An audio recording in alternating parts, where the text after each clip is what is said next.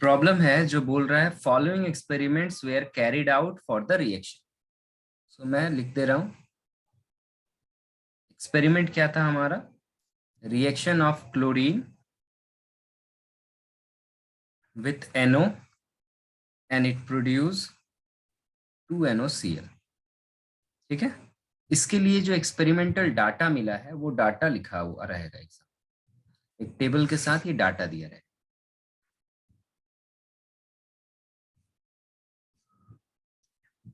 सो पहला कॉलम होगा हमारा एक्सपेरिमेंट नंबर, दूसरा होगा हमारा, एक में हो जाएगा NO का कॉन्सेंट्रेशन, एक में हो जाएगा Cl2 का कॉन्सेंट्रेशन। सो चलो NO या Cl2 का कॉन्सेंट्रेशन ले रहे हैं। सो कॉन्सेंट्रेशन ऑफ Cl2 ऐसे राइट डाउन करते हैं थर्ड ब्रैकेट में, और कॉन्सेंट्रेशन का यूनिट पता है क्या होता है, is mole per litre. Similarly, concentration of NO is given mole per liter form and rate of reaction R दिया हुआ है। इसका यूनिट क्या होता है, मोल पर लीटर पर सेकेंड। ओके, सो पहला एक्सपेरिमेंट जब किया गया उस वक्त कॉन्सेंट्रेशन ऑफ क्लोरीन जो था वो था 0.38 मोल पर लीटर एंड NO का कॉन्सेंट्रेशन था 0.38 मोल पर लीटर।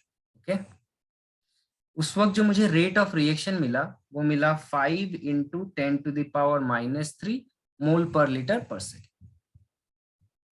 दूसरी बार फिर से हमने एक्सपेरिमेंट किया, इस बार कॉन्सेंट्रेशन जो है हमने डबल कर दिया, दोनों का कॉन्सेंट्रेशन मैंने डबल कर दिया,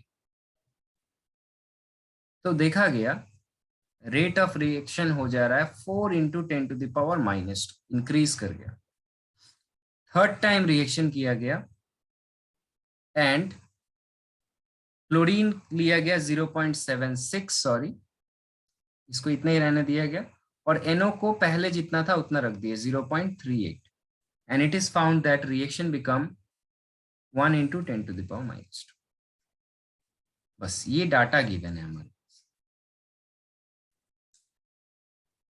हमसे क्या पूछा है इस क्वेश्चन में, हमसे पूछा है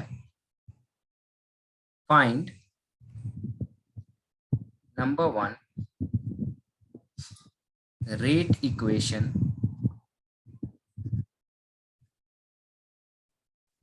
फॉर द रिएक्शन। ठीक है, रेट लॉ लिखना है इसके लिए। दूसरा पूछा है order of the reaction,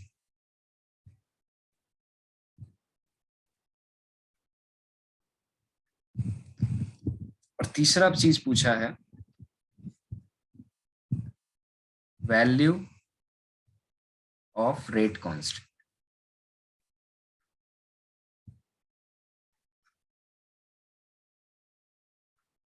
question समझ में आया? मैंने पहले ही बताया था रेट लॉ पढ़ाते वक्त कि रेट जो है किसी रिएक्शन का ये एक्सपेरिमेंटल क्वांटिटी है। हम लोग रिएक्शन को देख के उसका रेट नहीं बता सकते, ऑर्डर नहीं बता सकते। ठीक है, तो एक्सपेरिमेंट करना पड़ता है। तो एक्सपेरिमेंट किसी ने करके आपको डाटा दे दिया and then you have to find out all this values. So कैसे सॉल्व करेंगे इसको, एनी आइडिया, एनीवन? चलो मैं बोलूंगा तुम लोग सॉल्व करो देन। सबसे पहले हम लोग इस रिएक्शन के लिए, इस रिएक्शन को एक बार फिर से लिख लो कॉपी में, फटाफट करो मेरे साथ, इस रिएक्शन को लिखो।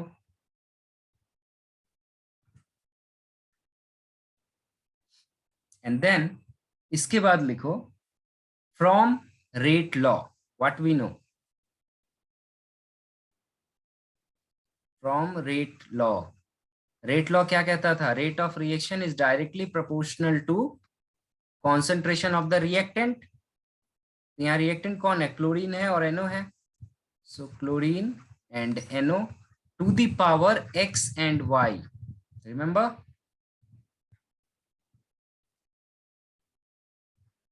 हेलो, यस और no? Yes, sir. and where x and y are what? Where x plus y is called order of the reaction. Agree? Now तुम लोगों को करना क्या है, मैं एक स्टेप करूंगा, बाकी तुम्हें करना है और आंसर बताना है अभी। इस इक्वेशन को लो और इस इक्वेशन में फर्स्ट एक्सपेरिमेंट का डाटा पुट कर दो। सो फॉर एक्सपेरिमेंट 1 के लिए चेक करो आर का वैल्यू कितना था। आर का वैल्यू है 5 इंटू 10⁻³ के का वैल्यू मुझे नहीं पता, लेकिन हाँ क्लोरीन का वैल्यू पता था। कितना था ये? 0.38 मोल पर लीटर। एंड NO का वैल्यू भी कितना था? 0.38। क्या बात समझ में आई? मैंने क्या किया, एक्सपेरिमेंट 1 का डाटा सब्स्टिट्यूट कर दिया। सिमिलरली एक्सपेरिमेंट 2 का डाटा सब्स्टिट्यूट करो और 3 का डाटा सब्स्टिट्यूट करो।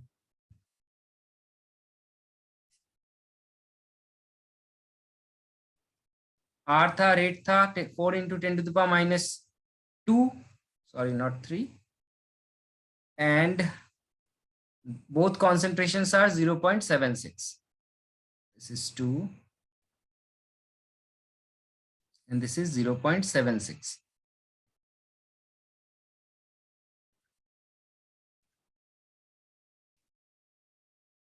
And for experiment 3,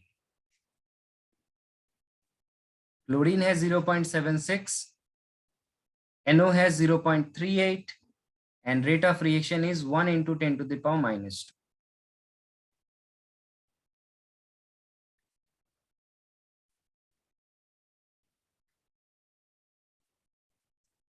Now we have 3 variables. कौन कौन से variables है? Let me mark. K हमारा वेरिएबल है और x और y, टोटल कितने वेरिएबल है? 3 वेरिएबल है और 3 इक्वेशन है। जितना वेरिएबल होगा, अगर उतना इक्वेशन होगा तो आराम से सॉल्व करके आंसर आ सकता है। तो कैसे सॉल्व करेंगे? एनीवन? कैसे सॉल्व करें? सर सारा के तो कट जाएगा, डिवाइड करना होगा। ओके, डिवाइड करना। सो देखो इक्वेशन 1 और 3 को अगर हम डिवाइड करते हैं ना, तो फायदा देखो क्या है, इसमें y गायब हो जाएगा, ये 0.38 टू द पावर y, और के कट जाएगा तो सिर्फ x बचेगा, आराम से निकल जाएगा। सिमिलरली 1 और 2 को डिवाइड करोगे, सॉरी 2 और 3 को डिवाइड करोगे तो हमारा x कट जाएगा, y निकल जाएगा। डू इट, चलो फटाफट करो। इक्वेशन तुम लोग के पास है, 1 डिवाइडेड बाई 3 कर दो, क्या होगा मुझे फटाफट बताओ आंसर अपना।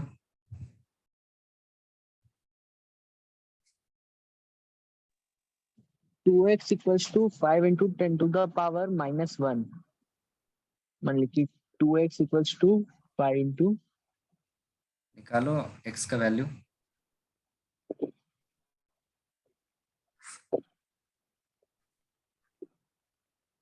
oh sorry, तो नहीं, half to the power x, 1/1 x 1,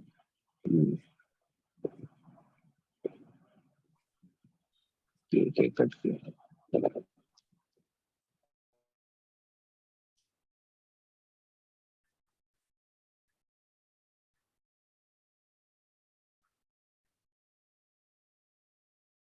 one by two whole power x. So ये हो जाएगा, ध्यान से देख, इसको मैं 1/2, इक्वेशन ऐसा निकल रहा है 1/2 is equal to 1/2 to the power x, आ रहा है ऐसा इक्वेशन। सो मैं कंपेयर करके बोल सकता हूँ x का वैल्यू कितना होगा? 1 होगा। x निकल गया हमारा। सिमिलरली 2 डिवाइडेड बाई 3 करो, मैं स्क्रीन नहीं चेंज करता हूँ फटाफट, और y मुझे बताओ कितना है। एक दो बार सॉल्व करोगे तो देख के आसान हो जाएगा। 4 equals to 2 to the power y, तो मतलब कि y का वैल्यू 2 है। y का वैल्यू 2 है, करेक्ट। बस देख के, और x और y का वैल्यू किसी भी एक इक्वेशन में पुट कर दो, k मिल जाएगा। हाँ सर। 2 डिवाइडेड बाई 3 किया हमने, मैं पूरा नहीं लिख रहा हूँ। y का वैल्यू 2 मिल गया। नाउ सब्स्टिट्यूट कर दो किसी भी एक इक्वेशन में। चलो फर्स्ट वाले में ही मैं करता हूँ, कहीं भी कर सकते हो।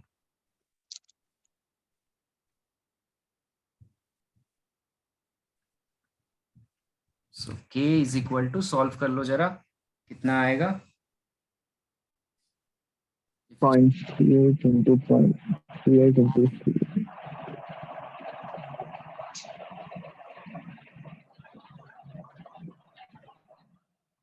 सो ये भी जो भी हो आंसर आएगा।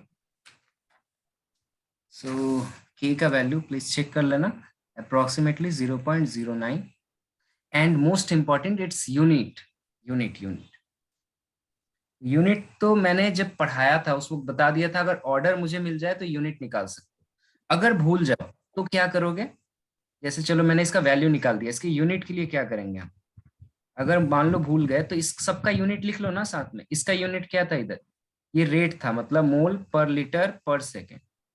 इधर है ये के, और ये है कॉन्सेंट्रेशन टू द पावर 1, मतलब mole per litre to the power 1। And this is again concentration mole per litre to the power 2। And then solve for K के लिए सॉल्व कर दो। तो मोल पर लीटर देखो इधर से इधर कट जाएगा, तो ये जब उधर जाएगा तो ये क्या हो जाएगा, मोल -2 लीटर टू, यस और नो। तो दिस इज द यूनिट, इसका यूनिट यहाँ पर साथ में लिखो। अगर बिना यूनिट का आंसर लिखे ना पूरा नंबर कट जाएगा, इसीलिए यूनिट बहुत इंपॉर्टेंट। देखो हमने क्या लिख लिया, हमने इसका वैल्यू ऑफ रेट कांस्टेंट निकाल लिया। ऑर्डर क्या होता है, order is nothing but x plus Y, है ना। सो ऑर्डर ऑफ रिएक्शन भी निकल गया। Order of reaction is x plus y, which is 1 plus 2, 3. So this is a third order reaction. And rate of reaction का हम लोग को बोला है एक्सप्रेशन लिख के दिखाओ। तो ये फर्स्ट वाला जो होगा हम लिखेंगे R is equal to K Cl2 to the power 1 and NO to the power 2। ये हो गया मेरा फर्स्ट वाला क्वेश्चन का आंसर। एक बार मैं फिर से दिखा दूं क्या आंसर किया मैंने। ये रहा, rate equation for the reaction is this one, green colour, ऐसे लिख देंगे लास्ट में। फिर क्या पूछा गया था, ऑर्डर ऑफ द रिएक्शन अभी अभी लिखा, and value of rate constant. So अगर ऐसा एक्सपेरिमेंटल क्वेश्चन आएगा एग्जाम में तो कर पाओगे लोग। एक ही चीज है, जस्ट इक्वेशन बनाना है और सब्स्टिट्यूट करना है। आई होप हो जाएगा, ठीक है। नेक्स्ट हमने order, first order zero order reaction के बारे में पढ़ा था, वहां से एक क्वेश्चन कर लेते हैं। ये एक ऐसा क्वेश्चन है जो एमसीक्यू प्रॉब्लम सॉल्व करो, अगर ट्रिक पता हो तो हमको इसको सॉल्व करने के लिए 10 सेकंड चाहिए, और नॉर्मली सॉल्व करने के लिए हमें 2 मिनट चाहिए। तो हम दोनों सीखेंगे, पहले हम लोग जनरल टेक्निक सीख लेंगे इसका। क्वेश्चन है, अ 50% of a first order reaction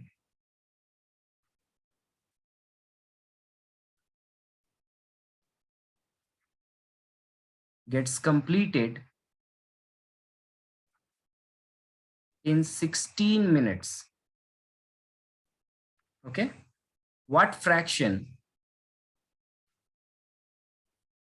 or percentage, okay, what fraction or percentage of reaction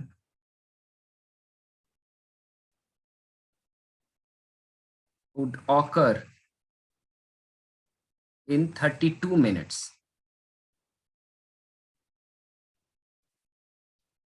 believe me, इस क्वेश्चन को करने का आंसर करने के लिए हमें 10 सेकंड चाहिए, if you know the trick, otherwise solve करना होगा। Do it.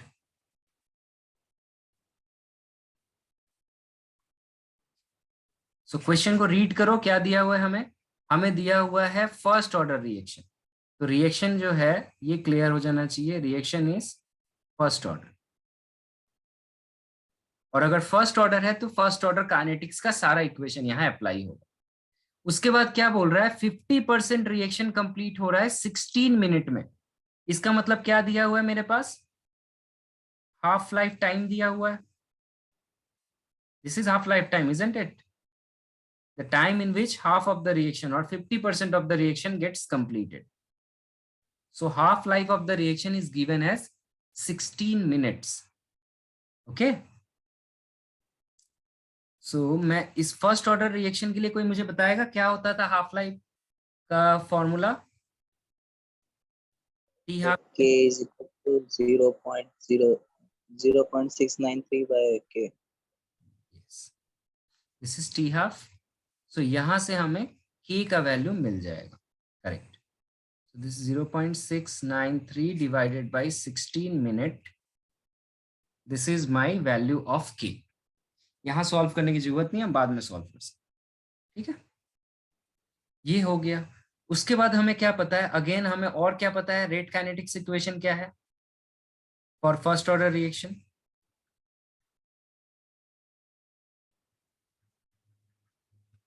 First order reaction के लिए रेट काइनेटिक्स इक्वेशन क्या है, remember? Kt is equal to ln At by हम लोग लॉग लेके करेंगे, एलएन नहीं. ओके, क्योंकि लॉग टेबल तुम लोग का सिलेबस में है, एलएन नहीं है.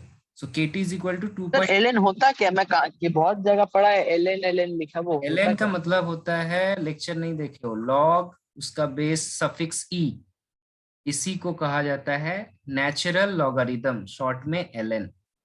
LN stand for natural logarithm. नहीं सर, सारा बुक में एल लॉग 10 किया हुआ है. हाँ, हम लोग जो लॉग बोलते हैं, सिंपल लॉग का मतलब होता है लॉग बेस 10. ठीक है, तो लॉग बेस 10 ही हमारे पास लॉग टेबल में अवेलेबल होता है. So KT is equal to 2.303 log, ऊपर क्या होता था, concentration of reactant initially divided by concentration of reaction at time t. Okay, यही था rate kinetics, if you remember. हाँ जी. सो हमें इसमें क्या क्या पता है, हमें k का वैल्यू ऑलरेडी हमने निकाल लिया अभी अभी ऊपर, k पता है, t हमें पता है, 32 मिनट में पूछा है क्वेश्चन, तो t पता है. A0 पता है क्या, हमें जरूरत नहीं है, ये फ्रैक्शन ही तो निकालने बोला है. So just substitute the value of k and t, you get the value of A0 by AT. k और t का वैल्यू ही बैठाना है, बैठा दो. k का वैल्यू कितना निकला, 0.693. और एक चीज मैं बताऊं, ये सॉल्व मत करना, ये सॉल्व यहां मत करना, क्योंकि ये ऑटोमेटिक कट जाएगा, इसीलिए उधर सॉल्व नहीं करना, राउंड ऑफ एरर आ जाएगा, टाइम वेस्ट होगा. देखो यहाँ अपने आप सॉल्व हो जाएगा.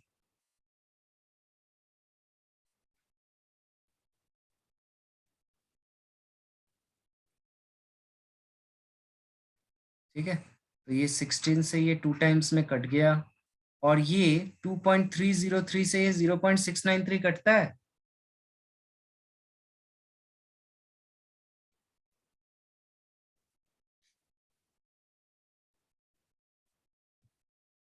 ये लॉग का ही फॉर्म में आता है. Just solve them, divide it. मैं नेक्स्ट स्लाइड में कर रहा हूँ, प्लीज चेक आउट. सो ये लॉग बेस 10 A0 बाई 80, उधर कितना बचा था, 0.693 इंटू 2, और डिवाइड में गया 2.303. इन सबको डिवाइड वगैरह करके देख लो कितना आ रहा है. एंड देन हम लोग लॉग अगर निकालेंगे यहाँ लॉग टेबल से, सो ये सिंपली लॉग टेबल का भी इस्तेमाल नहीं करेंगे. क्या होता है, मैंने पढ़ाया था एंटी लॉग करना, ये 10 इधर जाता है और इस 10 के पावर में ये टोटल चीज आ जाता है. तो तुम लोग के पास तो कैलकुलेटर अलाउड नहीं है, तो लॉग टेबल से इसको सॉल्व करना होगा. इसको सॉल्व करोगे, इसका वैल्यू आएगा अप्रोक्स. आईएससी में अलाउड है सर. हाँ, इसमें अलाउड है, आईएससी में. आईएससी वेस्ट बंगाल में अलाउड है, तुम लोग का नहीं है.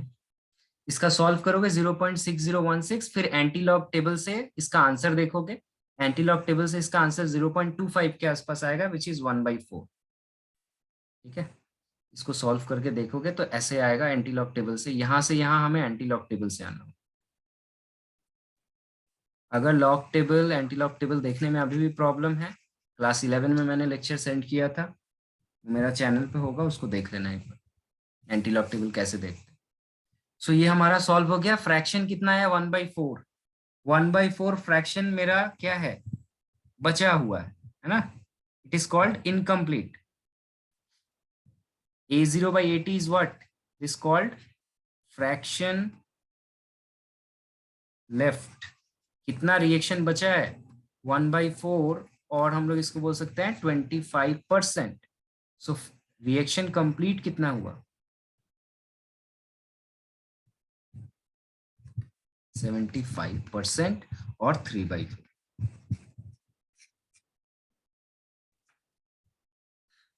थोड़ा लेंदी होता है क्वेश्चंस।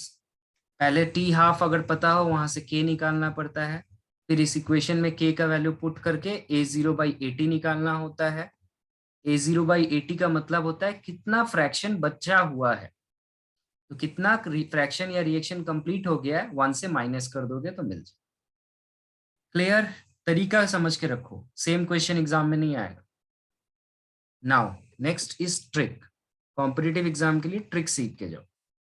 इसी क्वेश्चन को मैंने कैसे कहा, 10 सेकंड लगेंगे। Let's see. मान लो एक रिएक्शन है, ए से प्रोडक्ट बन रहा है। ठीक है, जब टाइम 0 सेकेंड मतलब स्टार्ट भी नहीं हुआ है, उस वक्त मान लो ए जो है वो कितना होगा?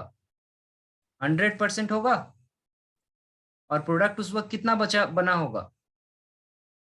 0% बना होगा।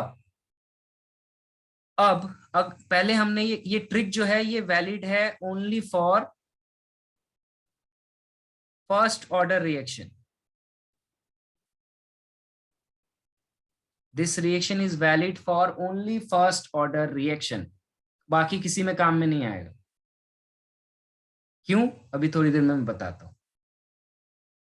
अब आ जाओ first half life. First half life का मतलब 50% रिएक्शन जब कंप्लीट हो गया, तो 0 से टी हाफ जाने का मतलब क्या हो रहा है? 50% रिएक्शन कंप्लीट होगा, मतलब टी हाफ टाइम में कितना बचा होगा रिएक्टेंट और कितना प्रोडक्ट बना होगा? एनीवन? 50% रिएक्टेंट बचा होगा, 50% प्रोडक्ट बना होगा। करेक्ट। रिएक्शन क्या खत्म हो गया? नहीं ना, रिएक्शन तो चल रहा है। नहीं सर। अब सोचो कि 50% बन गया, ये टाइम मुझे लगा टी हाफ। फिर से इतना ही टाइम के बाद, फिर से इसी टाइम के बाद, मतलब अब 50% है ना, फिर से मेरा जब टाइम, फिर से एक और टी हाफ बीता, मतलब टाइम हो गया 2 टी हाफ, तो फिर से 50% रिएक्शन बन जाएगा इधर। मतलब कि 75%। यस, 50% का 50% निकालोगे तो कितना? 25% आएगा, तो 25% आएगा, 75% बनाओ। फिर से नेक्स्ट, फिर से half life time, third half life time में फिर इसका 50% इधर, 12.5। 12.5%, और इधर हो जाएगा कितना? सर तब तो नेवर एंडिंग होगा। Exactly, it is never 100% completed. कितना हो जाएगा इधर? So this is 87.5। 87.5 and so on, it is continue. This is only valid for first order reaction. For example, अभी हमारा जो क्वेश्चन था 16 मिनट इसका फर्स्ट हाफ लाइफ टाइम था, उसमें ये 50% कंप्लीट हुआ था। ठीक है, यहाँ कंप्लीट वाला है, तो नेक्स्ट 16 मिनट मतलब 32 मिनट्स में ये कितना कंप्लीट होगा? फिर नेक्स्ट 16 मिनट में हमारा आंसर आ गया 75%। अगर फिर से 16 मिनट्स इसमें जोड़ देता और अब तुमसे पूछता कि ये 48 मिनट्स में कितना परसेंट कंप्लीट होगा, हम क्लियरली आंसर बता सकते हैं 87.5% कंप्लीट। अगर क्वेश्चन पूछता 64 मिनट में कितना परसेंट कंप्लीट हुआ है, कोई बताए मुझे?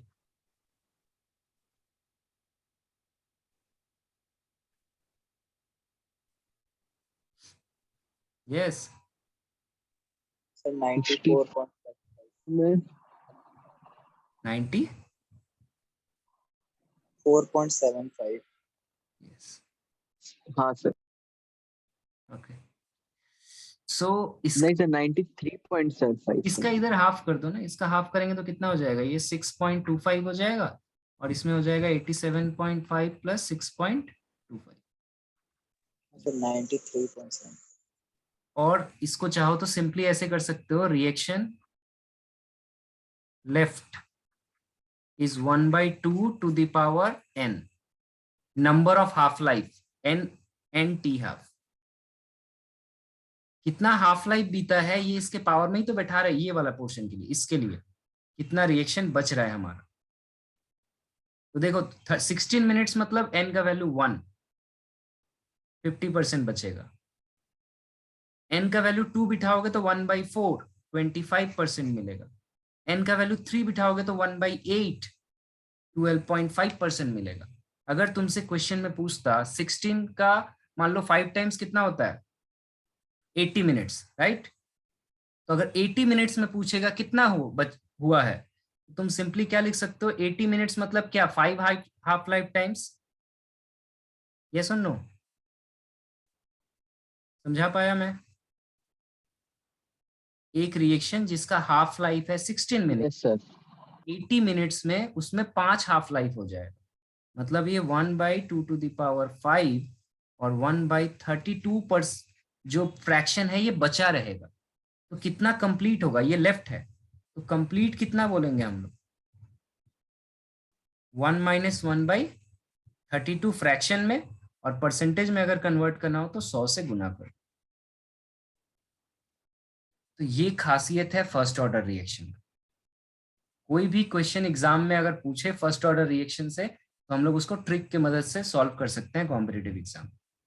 और ये फर्स्ट ऑर्डर में ही क्यों एप्लीकेबल है, इसके लिए मैंने बताया था that t half is equal to 0.693 divided by k. पढ़ाते वक्त मैंने डिटेल में बताया था।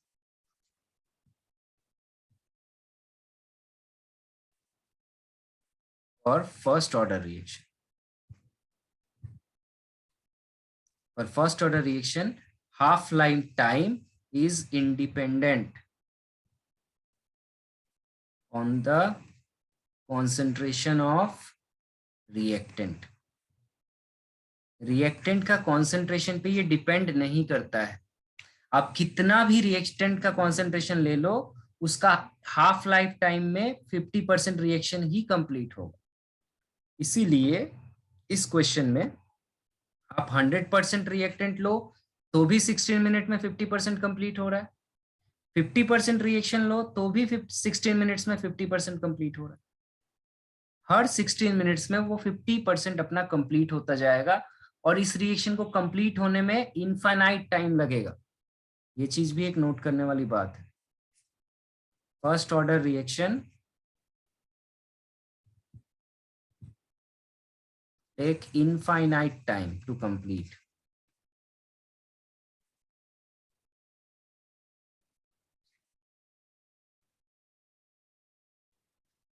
आई होप समझ में आया होगा ये क्वेश्चन। हाँ सर। चलो एक प्रॉब्लम हम लोग नेक्स्ट करते हैं। सर वो 1/32 वाला फिर से एक बार समझाइए। 1/32 ये नहीं समझ में आया? नहीं, ये मैंने कहा Yes. कि सपोज क्वेश्चन ऐसा दिया हो that half life time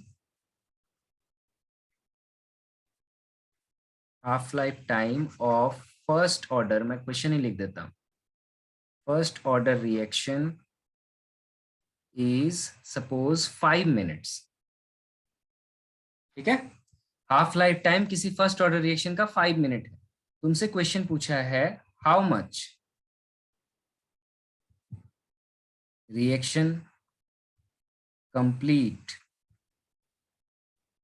in 25 minutes, ऐसा है क्वेश्चन, एमसीक्यू। तो कैसे सॉल्व करोगे? अभी मैंने बताया हाफ लाइफ पीरियड के लिए फर्स्ट ऑर्डर रिएक्शन जो है वो इंडिपेंडेंट होता है कॉन्सेंट्रेशन। और कितना परसेंट रिएक्शन कंप्लीट हो गया है या कितना फ्रैक्शन रिएक्शन बचा है, उसका एक सिंपल सा फॉर्मूला हमने डिराइव किया, यहाँ पे ऑलरेडी डिराइव किया हमने। देखो यहाँ हाफ हो जा रहा है, यहाँ पे उसका हाफ हो जा रहा है, मतलब 1/4 हो जा रहा है, यहाँ उसका हाफ हो जा रहा है, मतलब 1/8 हो जा रहा है, फिर नीचे जा रहे हो तो उसका हाफ हो जा रहा है, मतलब 1/16 हो जा रहा है। yes or no? In each half life it will decrease by, sorry, divided by 2 itself, isn't it? तो मैं ओवरऑल इसका एक फॉर्मूला ऐसे लिख सकता हूँ 1/2 to the power n, where n is number of half life, वही लिखा हमने। सो लेफ्ट या fraction left is equal to 1/2 to the power n, where n is what? Number of half lives. So 5 minute में एक half life होता है, तो 25 minute में कितना हाफ लाइफ होगा? यस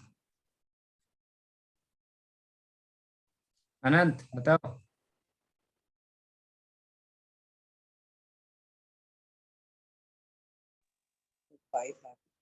5 ऑब्वियसली 5 मिनट में एक बार आधा लाइफ कंप्लीट हुआ, फिर 5 मिनट में फिर होगा आधा लाइफ, फिर 5 मिनट में नेक्स्ट हाफ लाइफ, मतलब जिसमें वो कंप्लीट हो रहा है, तो 25 मिनट में 5 बार हो जाएगा, मतलब 1/2 to the power 5, मतलब 1/32 फ्रैक्शन जो है ये बचा है रिएक्शन का।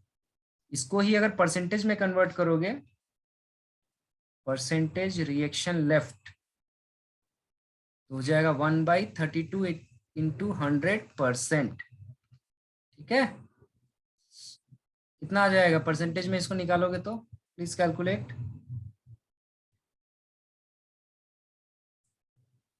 एनीवन, कितना हो रहा है?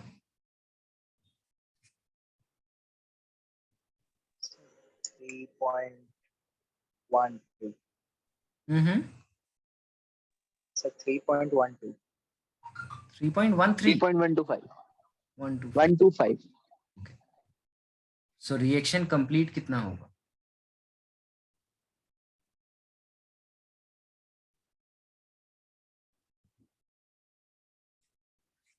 This much of percentage. और अगर फ्रैक्शन में पूछा होता, फ्रैक्शन कंप्लीट, तो सिंपली 1 माइनस ये 1/32 कर।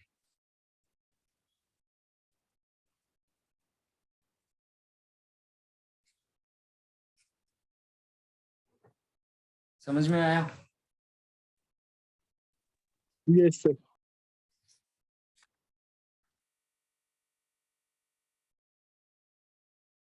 तरह का क्वेश्चन हम लोग का पूछा जा सकता है जीरो ऑर्डर रिएक्शन के लिए भी और सेकेंड ऑर्डर रिएक्शन के लिए भी, क्योंकि दोनों का काइनेटिक्स इक्वेशन है सिलेबस में।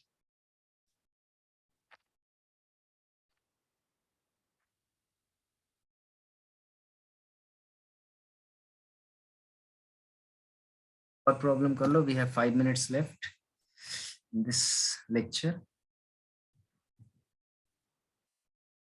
चलो एक अच्छा क्वेश्चन है।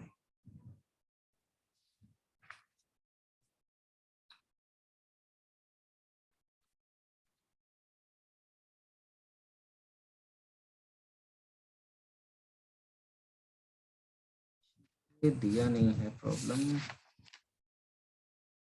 ग्राफिकल मेथड से करते हैं क्वेश्चन। हम लोग को एक ग्राफ दिया हुआ है क्वेश्चन में फर्स्ट ऑर्डर रिएक्शन के लिए। फर्स्ट ऑर्डर रिएक्शन का ग्राफ तुम लोग को याद है कैसा था? इधर होता था लॉग ऑफ द कॉन्सेंट्रेशन, क्या होता था? A0/80, यस और नो? एंड यहाँ होता था टाइम, ऐसा कुछ होता था फर्स्ट ऑर्डर काइनेटिक्स का ग्राफ। हेलो, यस और नो? और यस लॉग होता था या सिंपली हम लोग कॉन्सेंट्रेशन भी बोलते थे? यहाँ पे सिंपली इसको कॉन्सेंट्रेशन कह सकते, कॉन्सेंट्रेशन दिया रहता था और ऐसे ग्राफ होता था, इसका स्लोप होता था। सो इस ग्राफ में ये स्लोप दिया हुआ है, क्वेश्चन है ग्राफ है, इस ग्राफ में स्लोप का वैल्यू दिया हुआ है, स्लोप इज इक्वल टू 0.693। हमसे पूछा है फाइंड वैल्यू ऑफ के।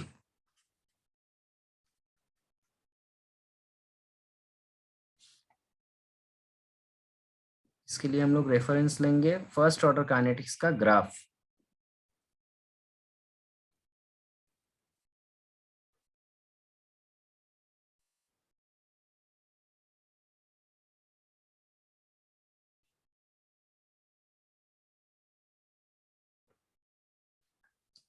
यहाँ पे log a0/80 का ग्राफ जो होता था वो एक स्ट्रेट लाइन आता था।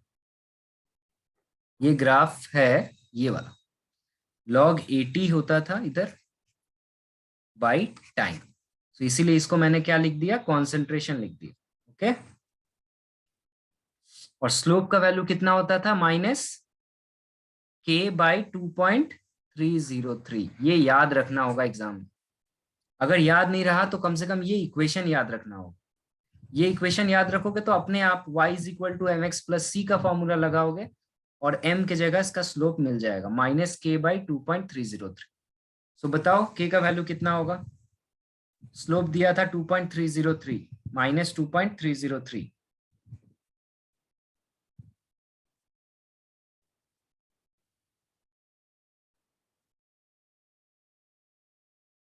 yes it is negative, slope is negative, so negative।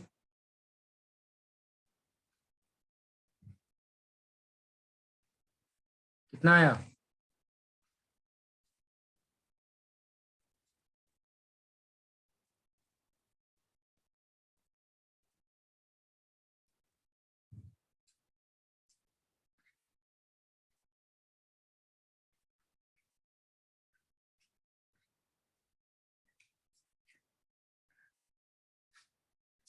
yes yes बताओ, anyone calculated?